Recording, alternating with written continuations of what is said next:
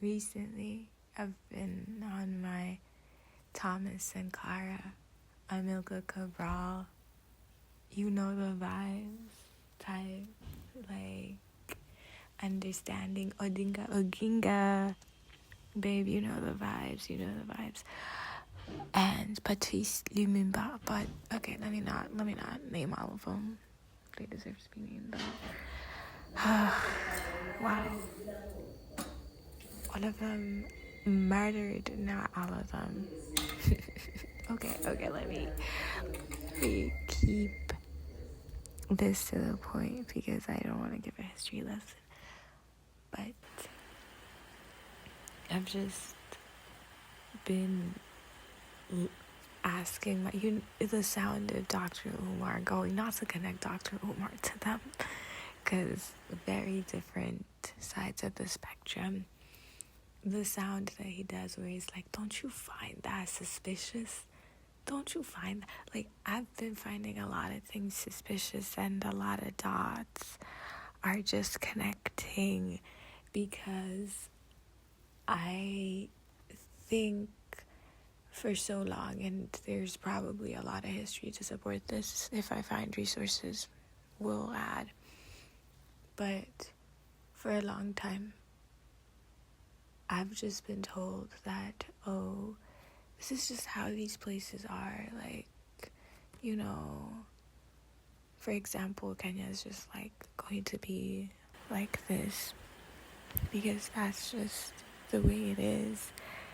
And I was like, babe, we used to have functioning societies at a point, like, without our reliance on the West. Like, we used to produce things by ourselves, and now it feels like we're constantly trapped in this debt, both physically and mentally, where our goal is to be like these people who have told us that we're not good enough for so long, and now we've started to believe it, started to blame ourselves, started to frame the people around us as being at fault, as if this is how it began. And I really, because I had a conversation with someone and it really illuminated my brain.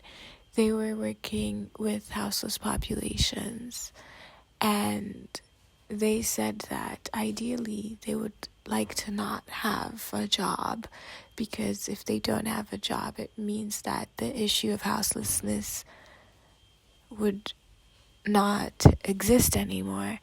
And then it got me starting to think about the issue around world hunger, or hunger specifically within African populations, or African countries is a better phrase, because this is how it is framed,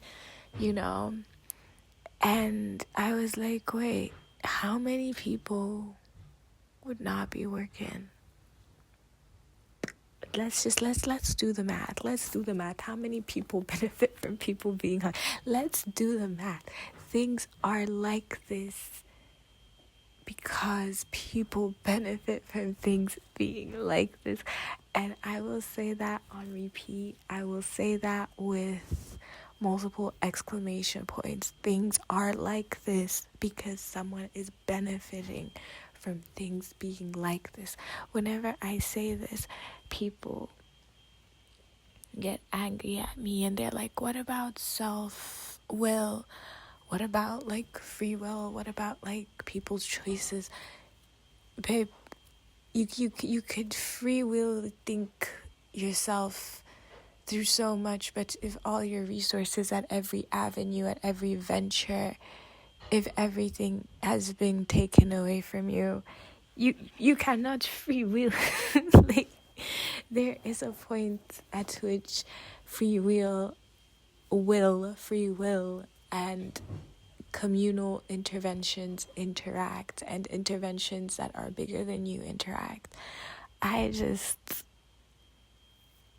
I so badly want to always emphasize that things are like this because someone is benefiting from things being like this. Once you find the person that's benefiting from things being like this, things will no longer be like this. But in a system where suffering is currency and everyone's looking to make a coin because things are getting desperate. Things are getting very desperate.